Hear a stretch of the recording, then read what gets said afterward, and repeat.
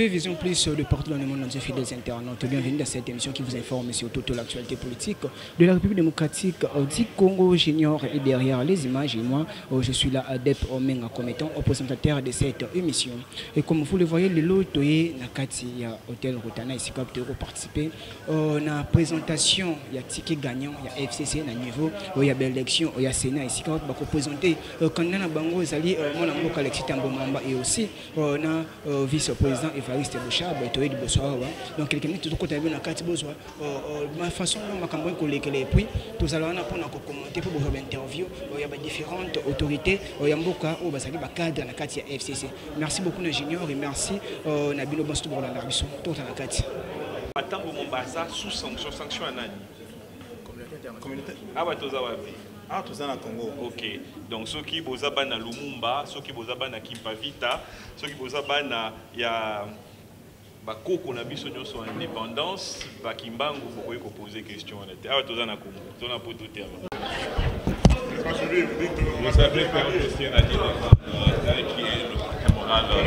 Nous n'avons perdu aucun allié. Vous avez vu tout à l'heure la présentation de l'honorable Néné Nkoulou. Et vous avez vu déjà que nous avons 6 sénateurs sur les 8 qui composent l'AFDC allié. Donc il ne faut pas suivre ce qui se raconte dans le réseau. L'AFDC allié a 8 sénateurs. Il ne faut pas suivre les indépendants. Et on vous a présenté dans la salle plus ou moins 6 sur le... On doit compter sur quoi? À moins qu'on puisse chercher à faire dénigrer le Sénat. Parce que quand on n'a pas le personne qu'il faut, il ne faut pas aller chercher à faire des miracles. Je vous dis, AFDC allié a 8 sénateurs et dans la salle ils étaient 6. Nous ne comptons pas des bruits, des militants, des membres des partis, non. Les électeurs sont des sénateurs. Voilà, on compte les sénateurs. Je suis appuyé aussi bien par mon parti qui est le PPRD et par le FCC. Et donc c'est des composantes qui une majorité écrasante. La question que vous me posez, bon, je ne sais pas y répondre parce que je compte en fait sur le PPRD sur le FCC. Et ils ne vont pas là-bas pour courber les chiens. Ils y vont pour la victoire. Et je vous remercie. Rapporteur adjoint Azaï Lengue. Non, pardon. Questeur adjoint Azali Lengue. Questeur Azali Lengue. Je crois que rapporteur adjoint Pagoya Azali Lengue. Yo kanisi na politique. Ezali fonction yo etali ki moi cité mobilité Lengue ezali d'abord compétence. Ezali compétence, ezali pe force politique. Ce qui les loyo bati yo, c'est que certainement bozana ba sénateur rebelle le choix est que likolo na yo. Boyebi malamu que chambre haute chambre ya sagesse ya mikolo. Donc question wana bokoki ko tuna biso yango te pona ni bilenge. Non. Normalement na mboka oyo evandi likambo te bazali élu pour remplir conditions mais ezali chambre babengaka un sénateur na biso un sage. Donc mbula pe ezali oyo muto akoma sage ezali ngai makila. Il y a de cela 10 ans boyebi ngai ba interview na ngai ezalaki ndenge nini na moya lelo. C'est que kokola pe ezali koya boya pe bozali kokola. Et il se fait que M. Alexis Tambomamba se trouve dans ces critères-là. Donc c'est lui qui va conduire la liste de FCC. Il sera président sur la liste, ou il est président sur la liste, suivi de M. Evariste Bouchab, M. John Tibasiba, et le rapporteur c'est le prof Kaoumba. Et le rapporteur adjoint? Le questeur c'est M. Eric Loubouye, et le questeur adjoint c'est M. Jean-Pierre Zagbalafio. Donc la liste elle est complète. Il y a un poste qui est réservé à l'opposition, c'est le rapporteur adjoint. Donc notre ticket est au grand complet aujourd'hui. Nous allons nous mettre en ordre utile pour la bataille et nous pensons que c'est la discipline qui compte dans un parti politique. Toute organisation qui n'a pas de discipline, c'est une organisation qui est vouée à l'échec. N'est-ce pas des candidatures qui sont imposées par l'autorité morale, comme vous le dites? Rien n'a été imposé. Je prends l'exemple de celui qui est de notre regroupement, le G18. l'autorité morale ne le connaît pas, rien du tout. Comment va-t-il imposer quelqu'un qui ne connaît pas? C'est un travail qui a été fait au niveau des chefs de regroupement. Dire des choses pareilles, c'est de nous traiter comme des gens qui ne sont pas intelligents, qui ne sont pas responsables. Nous sommes des responsables et nous avons pris notre responsabilité en main pour faire le choix de nos candidats. Est-ce que la dissidence de l'Ukwebo ne vous fait pas peur? Je parle ici du FCC. Et dans le FCC a présenté une liste. Je ne viens pas devant la presse pour parler de qui que ce soit. Ce n'est pas ma nature. Ezali élection, sénateur Nyon Sotou Azali responsable, engagement politique à chaque sénateur à respecter Yango, c'est tout. Azaf na urne, face à conscience naïe, face à engagement politique naïe. Donc la comparaison n'est pas raison. Pourquoi vous avez opposition pour ces rapporteurs? Donc, et comme il m'a dit, il y a une chambre à base pour pour ce moment. Nazali Bosso Nabino, Ponaï Sabino, Banani, Bazali, na liste ya FCC. Nazali Wanate, pour nous parler dans l'opposition, Tonabato. Nazawana, Banani, Bazana liste ya FCC, Tozana président, candidat président, M. Alexis Tambemwamba. Vice-président Zali Evariste Bochab, premier vice-président, deuxième vice-président Zali John Tibasima, rapporteur Zali Prof Kaumba, questeur Zali M. Roubouye, Eric, et puis questeur adjoint Zali M. Jean-Pierre Zabalafio. Nazawana pona parlé, na lobalikambo, il y a liste, il y a FCC et non, na ye awa, mutu mokolo lokola ngana ya kotanga kombo ya bato, non, na ye kotanga kombo motute, na ye kosala promotion, il y a liste na biso pour peuple, population à voter biso. Aye baba nano toponi ba mpo bakamba biso na sele. Ba kendaka tango nyonso libanda. So ba obaga basaka na aéroport ba monaka ya kenda Belgique, ya ki France, ya ki États-Unis, ya kenda tango nyonso. Na problème. Azana problème mokote. Merci beaucoup. Mindenge mibeko ya FCC esengaki démocratie bato baboni.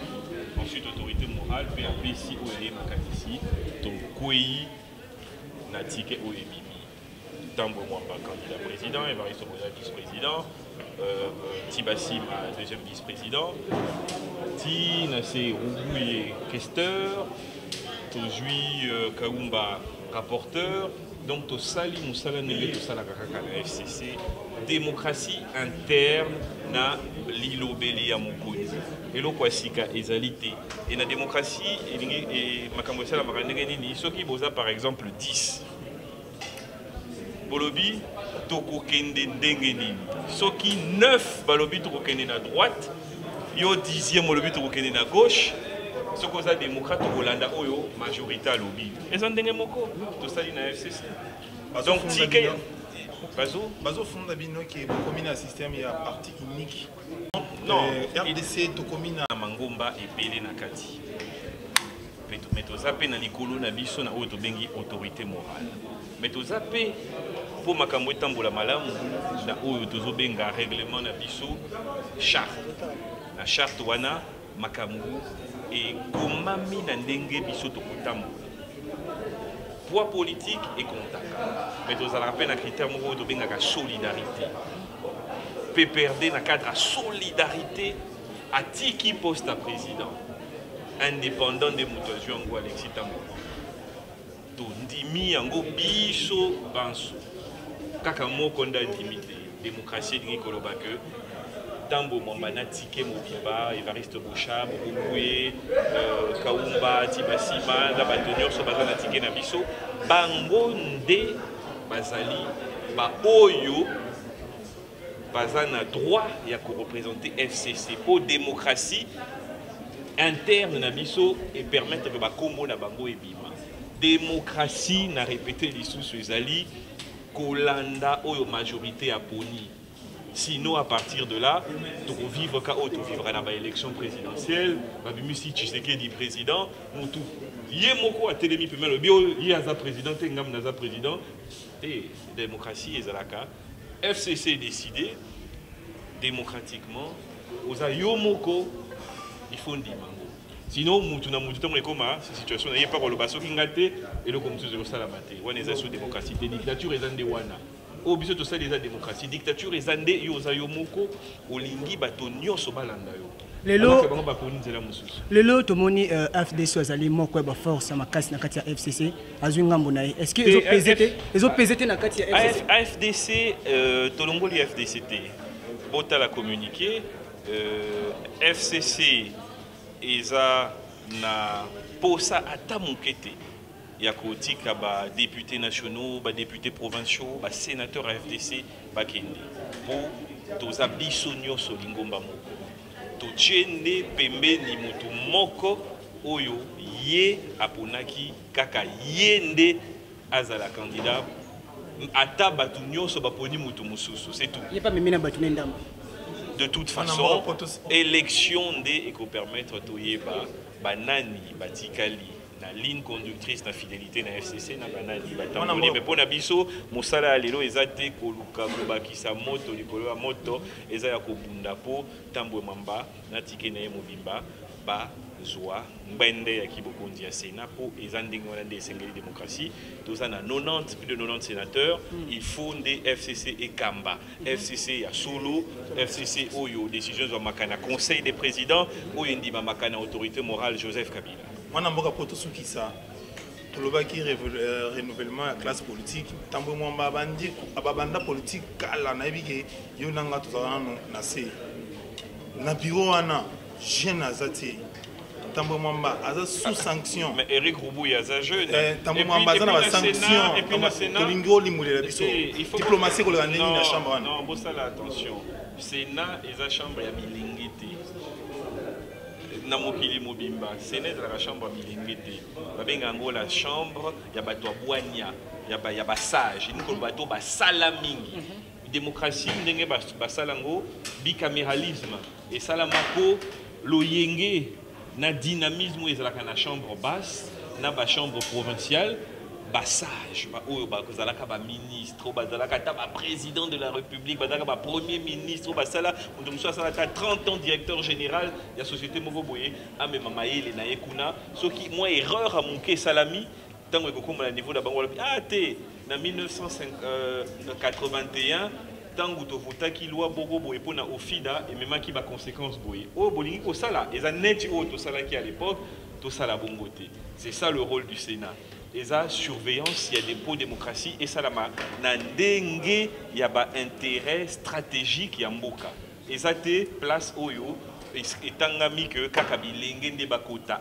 normalement Sénat babengango basage na culture na biso basage eza bakokobar eza bato basala bato baza na expérience si vous avez tellement belé na kolanda façon de présentation il y a ticket gagné FCC au Tsuri kanakati il y a hôtel Rotana ici quand pasanga ki bango na bango ba cadre FCC pour nous représenter ba o ba ko représenter to pe o ba sala pour na bango na niveau ya chambre haute ça des bongo élection pour na mikozali ko ya na niveau ya Sénat tout le monde mboka Alexis Tambwe Mamba on va présenter aussi na mwana mboka Evariste Bochab on va comme étant vice au président na niveau ya ba élection ya Sénat et merci na bino maso ça qui ba ko kolanda biso merci na Dekomizo Kenzo depuis Autriche, merci aussi à celui qu'on appelle Ladi Fongo, comme on appelle ça la solo et pourquoi pas penser aussi à celui qu'on appelle Chil Vango pour le niveau de la France. Donc, toujours, je suis là pour vous informer sur toute l'actualité. Et bonjour aussi, un grand bonjour à celui qu'on appelle Junior, donc on va de changer caméraman. Junior, pour nous présenter l'image que nous reçoit, et on se retrouve à la prochaine. Bye.